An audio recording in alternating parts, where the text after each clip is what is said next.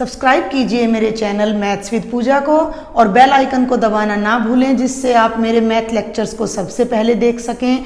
मेरे video lectures को share कीजिए। Thank you. Welcome again students.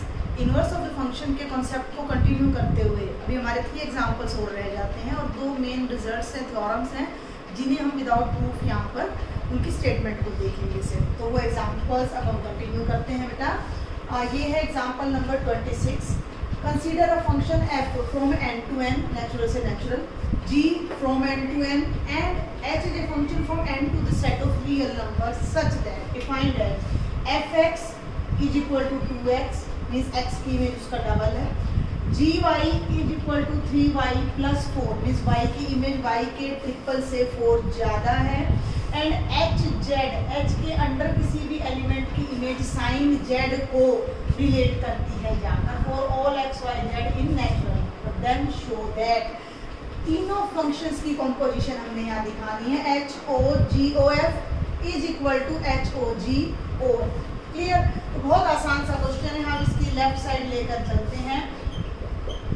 मैं फंक्शन वगैरह ऊपर से कुछ नहीं लिख रही हूँ, डायरेक्ट आपको सॉल्यूशन करा रही हूँ। H o g o F, ठीक है भाई, क्योंकि ये 3 टर्म है तो हम इनके बाहर एक और ब्रैकेट ऐसे लगाकर x लगा दें। क्लियर? इसका क्या मतलब है? इसका मतलब है h एज इट इज इस o के प्लेस पर हट जाएगा, ब्रैकेट आ जाएगी और अंदर क्या आ जाएगा, जी ओ एफ के साथ x। समझ रहे मेरी बात को? जब हम जी ओ एफ करते थे तो हम जी ओ एफ के साथ x लगाते थे, ये ओ हट जाता था। मैंने आपको हिंट दिया था कि इसके प्लेस पर ब्रैकेट लगा देंगे, means G of F X. इन बच्चों को भी ये क्लियर ना हो तो लिखने से, प्रैक्टिस करने से अपने आप आ जाएगा धीरे धीरे कि जी ऑफ एफ एक्स है आपका ये।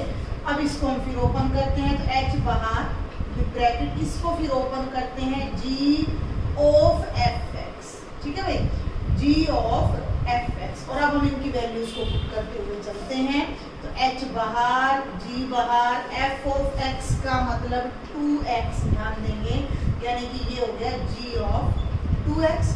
आगे सॉल्व करूं तो ये बन गया h of g of 2x का मतलब g के अंडर किसी एलिमेंट की इमेज क्या है, 3y प्लस 4। y की इमेज 3y है तो 2x की इमेज क्या होगी, यहाँ 2x रख दो, यहाँ 2x रख दो तो 3 इंटू 2x प्लस 4 आ जाएगी, बिग ब्रैकेट है ये। इसको ओपन कर लो तो ये हो जाएगा h ऑफ 3 2 जा 6x प्लस 4। आ गया भाई यहाँ तक।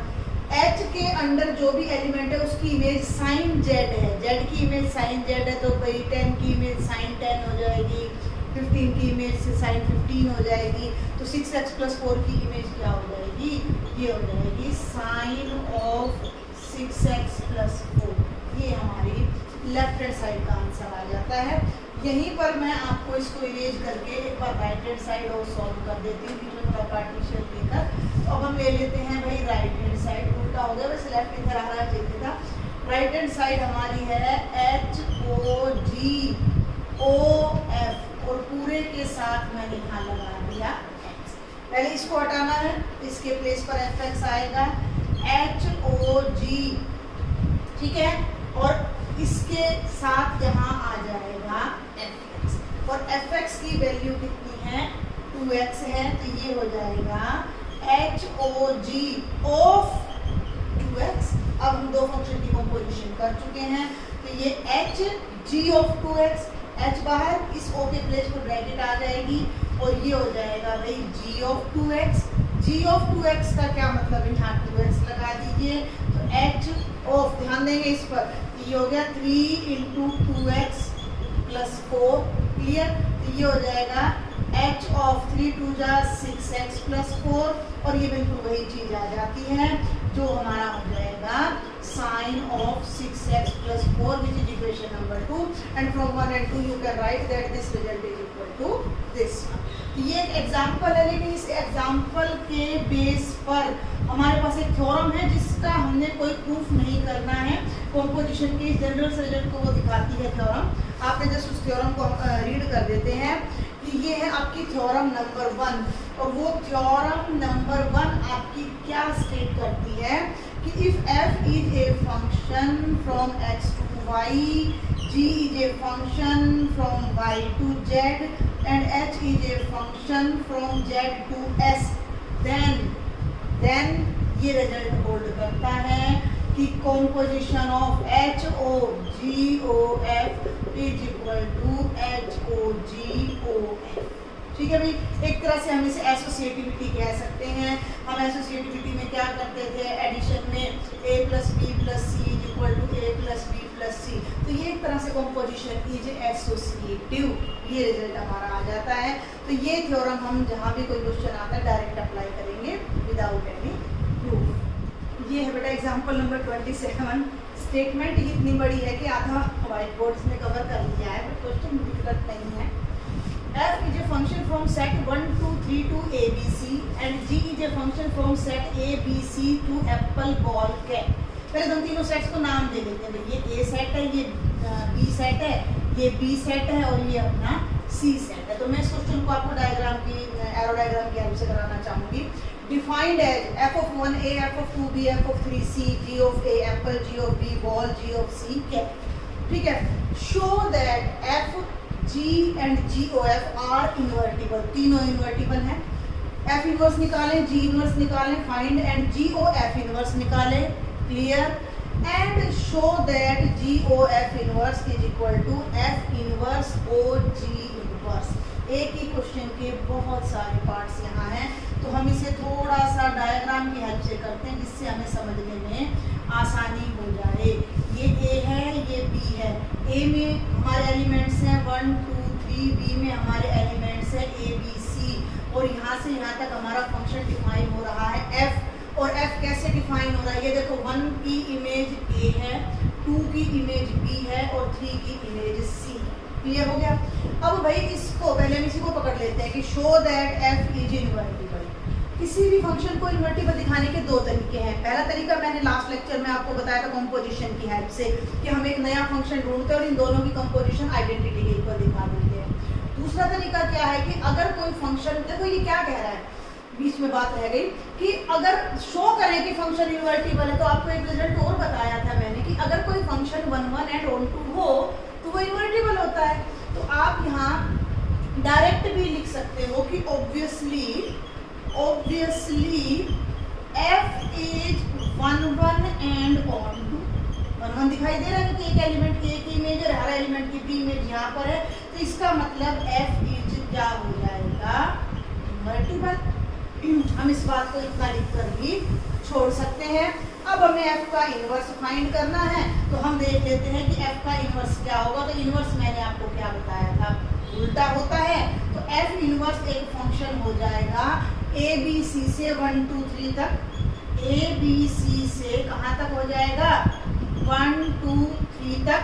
और क्या बनेगा ये f इनवर्स आपका, मैं यहाँ लिख देती हूँ कि f इनवर्स ऑफ A की इमेज 1 बनेगी, भाई B की इमेज आपकी क्या बनेगी, 2 बनेगी, और बेटा C की इमेज आपकी क्या बन जाएगी, 3। एक तरीका तो ये है शॉर्ट में करने का। मैं यही प्रेफर करूंगी कि आप इसको ऐसे ही करें कि ऑब्वियसली दिस फंक्शन इज 1 1 और 1 2, सो इट इज इन्वर्टिबल और ये इसका इन्वर्स हो गया। अदरवाइज जिन बच्चों को कंपोजिशन से करना है वो क्या करेंगे, ये फंक्शन गिवन है, हम क्या करते हैं, ये डिफाइन कर लेते हैं। Let us define. दूसरा तरीका बता रही हूँ मैं, ध्यान से सुनना मेरी बात को। अब मैं दूसरा तरीका बता रही हूँ, यहाँ बता देती हूँ आपको अलग से।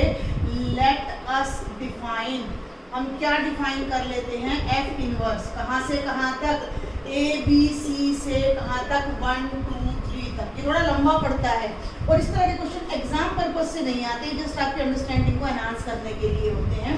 तो f इनवर्स ऑफ A आपका 1 है, f इनवर्स ऑफ B आपका 2 है और f इनवर्स ऑफ C आपका 3। तो हम क्या करते थे, हम इन दोनों की, भाई इस f की और f इनवर्स की कंपोजिशन लेते थे।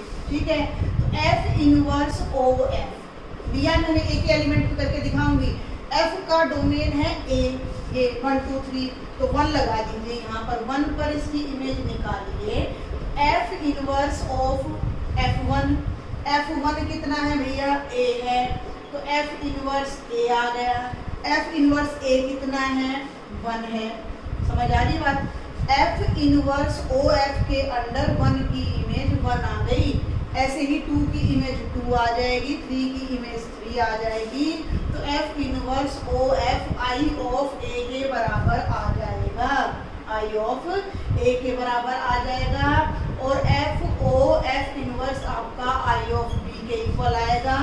देन वी विल से कि एफ इन्वर्टिबल है और ये एफ का इन्वर्स है। तो एक पार्ट इतना लंबा पड़ेगा अगर आप इसको कंपोजिशन से करते हो।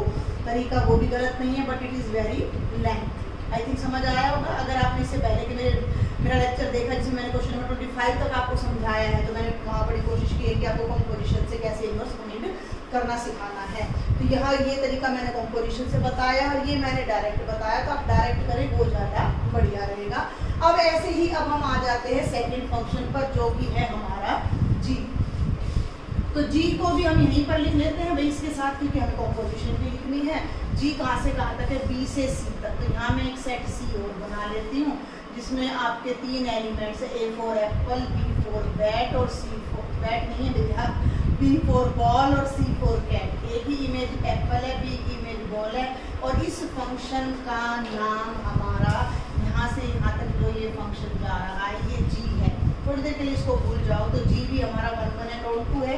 क्लियर? तो जी इन्वर्टिबल हो गया। तो जी का इन्वर्स अब आपका क्या हो जाएगा? ये मैं यही लिख देती हूँ। तो जी का इन्वर्स सी से बी तक जाएगा। ठीक है भाई, ये बात एक बार यहाँ अच्छे से लिख देती हूँ मैं कि एफ का जो इन्वर्स है वो तो बी से ए तक जा रहा है, बी से ए तक। और जी का जो इन्वर्स है वो कहाँ से कहाँ तक जा रहा है? वो आपका सी से बी तक जा रहा है। क्लियर है? यानी कि एप्पल, बॉल और कैट से लेकर वो एलिमेंट ए बी सी तक आपका जा रहा है, जिसमें G inverse of apple A हो जाएगा, G inverse of ball B हो जाएगा और जी इनवर्स ऑफ कैट आपका सी हो जाएगा। ठीक है? ये क्वेश्चन मैं आपकी जस्ट अंडरस्टैंडिंग के लिए समझा रही हूँ, एग्जाम के पॉइंट ऑफ व्यू से मैं नहीं समझा रही हूँ। कितना लेंथी क्वेश्चन एग्जाम में कभी भी नहीं आया है आज तक HBSC में, CBSE में। ठीक है? तो ये हो गए दोनों, ना कि एफ बी इन्वर्टिबल हो गया और जी बी इन्वर्टिबल हो गया। अब हम आ जाते हैं जी ओ एफ पर। तो पहले भाई हम डिफाइन करते हैं जी ओ एफ। अगर आपने कंपोजिशन को समझ लिया है, ए से बी तक एफ जा रहा है, बी से सी तक जी जा रहा है। तो जब मैंने अपने फर्स्ट लेक्चर में कंपोजिशन बताई थी तो मैंने क्या बताया था कि ए से सी तक जो फंक्शन डायरेक्ट जाता है वो आपका जी ओ एफ कहलाता है। तो हम जी ओ एफ को अब देखते हैं यहाँ पर। तो जी ओ एफ एक फंक्शन होगा जो ए से सी तक जाएगा। ठीक है? और कैसे जाएगा ये भी देख लो। 1 की इमेज ए है और ए की इमेज एप्पल है, तो 1 की इमेज क्या हो जाएगी? एप्पल हो जाएगी। तो उसको हम यहाँ पर एरो डायग्राम से ही लिख लेते हैं। आप ऐसे लिखना चाहो तो ऐसे कि जी ओ एफ के अंडर 1 की इमेज होगी एप्पल, जी ओ एफ के अंडर 2 की इमेज 2 बी से कनेक्टेड है, बी बॉल से कनेक्टेड है, तो बेटा 2 की इमेज आ जाएगी बॉल, 3 की इमेज सी है, सी की इमेज कैट है, तो जी ओ एफ के अंडर 3 की इमेज आ जाएगी कैट। तो ये फंक्शन भी 1 1 एंड 2 हो गया। तो ये फंक्शन भी हमारा इन्वर्टिबल हो गया, हमारा आधा काम हो गया। हमने शो कर दिया एफ इन्वर्टिबल है, जी इन्वर्टिबल है और जी ओ एफ इन्वर्टिबल है। तीनों को एक ही कॉन्सेप्ट से मैंने 1 1 एंड 2 दिखाकर उसी से इन्वर्टिबल प्रूव किया है कि दीज आर इन्वर्टिबल। क्लियर? तो तीनों ही 1 1 एंड 2 है, तो तीनों ही इन्वर्टिबल है। फिर हमने एफ इन्वर्स फाइंड किया जो कि ये रहा कि ए की इमेज 1 है, बी की इमेज 2 है, सी की इमेज 3 है। फिर हमने जी इन्वर्स फाइंड किया कि एप्पल की इमेज ए है, बॉल की इमेज बी है और कैट की इमेज सी है। अब हमने फाइंड करना है जी ओ एफ इन्वर्स। तो वो भी बेहद आसान है, यहीं से उल्टा हमारा ये आ जाएगा कि जी ओ एफ इन्वर्स कहाँ से कहाँ तक डिफाइन होगा? सी से ए तक डिफाइन होगा।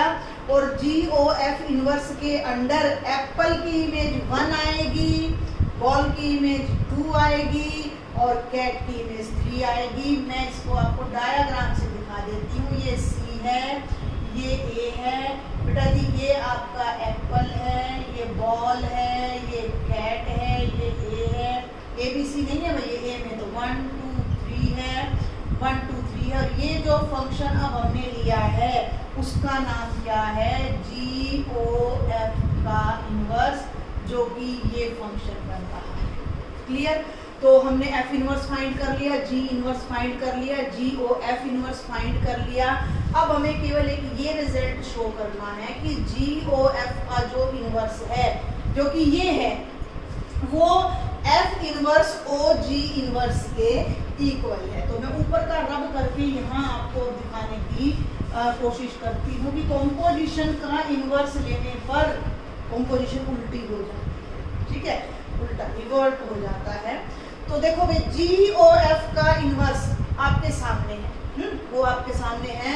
तो हमारे पास लेफ्ट हैंड साइड से जब मैं देखती हूँ कि GOF इनवर्स के अंडर अगर मैं एप्पल की इमेज लेती हूँ तो कितनी आ रही है, 1 आ रही है। एप्पल की इमेज 1 आ रही है। अब इसके अंदर देखो, अब इसके अंदर देखो, ध्यान देना, F इनवर्स OG इनवर्स के अंडर एप्पल लेती हूँ, बहुत ध्यान से समझना, इस कॉम्पोजिशन को मैं खोलने जा रही हूँ। तो F इनवर्स बाहर रह गया, O ब्रैकेट में आ गया, और ये हो गया G inverse of Apple, G inverse image of Apple. Apple की G इनवर्स इमेज क्या आ रही है, A आ रही है। तो ये क्या बन जाएगा, F इनवर्स ऑफ, ये A बन गया। F इनवर्स के अंदर जो A की इमेज आ रही है वो कितनी आ रही है, 1 आ रही है। बहुत ध्यान से देखना, F इनवर्स OG इनवर्स के अंदर एप्पल की इमेज 1 आ रही है, और GOF का इनवर्स करते हैं तो उसके अंदर भी जो एप्पल की इमेज है वो 1 आ रही है। क्लियर? ये मैंने केवल एप्पल के लिए प्रूव किया है। ऐसे ही आप यहाँ बॉल की इमेज 2 है, तो जब आप यहाँ बॉल रखोगे तो यहाँ बॉल आएगी, बॉल की इमेज B हो जाएगी, और यहाँ B की इमेज 2 हो जाएगी, दोनों इक्वल आ जाएंगे। इसके अंदर कैट की इमेज 3 है, कैट 3 से रिलेटेड है। यहाँ जब कैट रखोगे तो यहाँ कैट आएगा, G इनवर्स कैट C से जुड़ा हुआ है, C यहाँ 3 से जुड़ा हुआ है, तो आप ऑटोमेटिकली वहीं पहुँच जाओगे। तो बाय डेफिनेशन हमारे पास क्या आ जाएगा कि GOF inverse is equal to F inverse OG। ये बड़ा लेंथी सा क्वेश्चन है, मैं बार बार आपको कह रही हूँ एग्जाम के पॉइंट ऑफ व्यू से आपको इसको नहीं देखना है, क्योंकि इतना लेंथी क्वेश्चन एग्जाम में नहीं आते, इसके पार्ट्स आ सकते हैं, तो वो कोई बिल्कुल भी मुश्किल चीज़ आपके लिए नहीं है। तो ये सारी जो रामायण हमने यहाँ पर पढ़ी है, इसका क्या कंक्लूजन निकलता है, इसका कंक्लूजन केवल एक थ्योरम है जिसके प्रूफ की हमें कोई ज़रूरत नहीं है। मैं बार बार कह रही हूँ, इस लेफ्ट साइड में मात्र 2 ही थ्योरम आपको गिवन है जिनके आपको प्रूफ नहीं चाहिए। तो वो थ्योरम क्या है, ये है आपकी थ्योरम नंबर 2। ये है आपकी थ्योरम नंबर 2 कि let f is a function from x to y and g is a function from y to z be 2 invertible functions. इसने ऑलरेडी बोल दिया है कि भाई दोनों के दोनों फंक्शंस इन्वर्टिबल हैं ऑलरेडी, ठीक है। नतीजा इन्वर्टिबल फंक्शंस देन यानी कि ये हमने प्रूव करना है, इस रिजल्ट को हमने यूज करना है कि उनकी कॉम्पोजिशन भी इन्वर्टिबल जरूर होगी। पहला रिजल्ट, अगर हमारे पास कोई 2 इन्वर्टिबल फंक्शंस हैं तो उनकी कॉम्पोजिशन भी इन्वर्टिबल होगी, पहली बात। दूसरी बात क्या होगी कि क्या बहुत इंपॉर्टेंट रिजल्ट है कि कॉम्पोजिशन का जो इन्वर्स है वो इन्वर्स की कॉम्पोजिशन उल्टी करके आता है, रिवर्स करके आता है कि F इन्वर्स OG। समझ रहे मेरी बात को? पहले हमने कॉम्पोजिशन ली और फिर इन्वर्स लें, या पहले इन्वर्स लें तो कॉम्पोजिशन हमें रिवर्स ऑर्डर में लेनी पड़ेगी, तो ये दोनों वैल्यूज तब इक्वल आएंगी। तो ये हमारी थ्योरम नंबर 2 है जिसके प्रूफ की आपके सिलेबस में कोई भी जरूरत नहीं। And this is the last example of exercise 1.3 beta. Let S is a set 1 to 3. Determine whether the functions आपको 3 parts given है, separate अलग अलग फंक्शन है। F from S to S यानी डोमेन भी S, वो डोमेन भी S। Defined as below है इनवर्स, यानी कि आपको जो ये फंक्शन दे रखा है आपने बताना है कि इनके इनवर्स एग्जिस्ट करते हैं या नहीं, और अगर करते हैं तो वो इनवर्स आपने फाइंड करनी है। तो ये आपका ए पार्ट है, हम इसे एरो डायग्राम से करेंगे। सेट का नाम है S1 2 3, और भाई S1 2 3, 1 की इमेज 1 है, 2 की 2 है, 3 की 3 है, तो ऑब्वियसली फंक्शन इन्वर्टिबल है क्योंकि ये 1 1 एंड ऑन 2 है। आप सिर्फ इतना ही लिखें, given function is 1 1 and on 2 and hence it is invertible. Function को लिखने के कई तरीके हैं, ये एरो डायग्राम है, ये आपका जो है वो अपना सेट बिल्डर फॉर्म है, और हम उसे सेट बिल्डर फॉर्म में रोस्टर फॉर्म है, या टैबुलर या रोस्टर फॉर्म है, और हम इसे सेट बिल्डर फॉर्म में भी लिख सकते हैं, सब हमने 11th क्लास में भी देखा है। तो अब आप एफ इनवर्स को यहाँ डायरेक्ट लिख सकते हो। एफ इनवर्स का मतलब उल्टा, रिवर्ट। 1 की इमेज 1 हो जाएगी, 2 की इमेज 2 हो जाएगी, और 3 की इमेज 3। आइडेंटिटी फंक्शन है, ये आइडेंटिटी फंक्शन है, तो इनवर्स भी आइडेंटिटी ही हो जाएगा। अब हम आ जाते हैं इसी क्वेश्चन के सेकंड पार्ट पर। जो फंक्शन हमें गिवन है वो कुछ इस तरह से गिवन है कि 1 की इमेज 2 है, 2 की इमेज 1 है, और 3 की इमेज भी 1 है। ये देखो यहीं से हमें पता लग रहा है वैसे तो, अगर हम पता करना चाहें, लेकिन जिन बच्चों को ना समझ आए तो वो एरो डायग्राम बना लें, कोई दिक्कत नहीं है एरो डायग्राम बनाने में। 1 की इमेज 2 है, 1 इज रिलेटेड टू 2, ध्यान देंगे। 2 की इमेज 1 है, हो गया। 3 की इमेज भी 1 है, तो पहली बात तो फंक्शन 1 1 नहीं है। दूसरी बात 3 की 3 इमेज एग्जिस्ट नहीं कर रही, तो फंक्शन ऑन 2 भी नहीं है। तो जब ये फंक्शन 1 1 भी नहीं है, ऑन 2 भी नहीं है, तो ये फंक्शन इन्वर्टिबल भी नहीं है। तो आप डायरेक्ट लिख सकते हो। And this is the third and the last part. तो ये सी एक एक नंबर के क्वेश्चन है आपके 1 1 मार्क के, तो आप इनमें डायरेक्ट भी कर सकते हो। ये देखिए बेटा 1 3 3 2 3 2 and at last this is 2 1। तो बेटा ये S हो गया आपका 1 2 3, ये S हो गया 1 2 3, 1 related to 3, 3 related to 2, 2 related to 1। We can see each element has a unique image, मतलब हर अलग अलग एलिमेंट की अलग अलग इमेजेस हैं। तो फंक्शन 1 1 है, एवरी एलिमेंट की 3 इमेज है, तो फंक्शन ऑन 2 है, hence the function is invertible. और अब इनवर्स क्या हो जाएगा, इस फॉर्म में इनवर्स निकालना बिल्कुल आसान होता है। जस्ट ऑर्डर पेयर्स को उल्टा कर दीजिए, ऑर्डर पेयर के ऑर्डर चेंज कर दीजिए, आपको इनवर्स मिल जाएगा। 3 की इमेज 1 आएगी, 2 की इमेज 3 आएगी, उल्टा कर रहे हैं हम यहाँ 1 की इमेज 2 आ जाएगी। तो ये थे आपके सभी examples exercise 1.3 composition of the function और इन्वर्स ऑफ फंक्शन कॉन्सेप्ट के। तो आप इनके बेस पर अपनी एक्सरसाइज ट्राई कीजिए। नेक्स्ट लेक्चर में मैं आपको एक्सरसाइज के क्वेश्चन कराती हूँ। कोई डाउट है आप मुझे कमेंट बॉक्स में लिखें, मेरा व्हाट्सएप ग्रुप ज्वाइन करें, उसमें अपनी प्रॉब्लम मुझे शेयर करें। If you like my lecture don't forget to subscribe, share with your friends.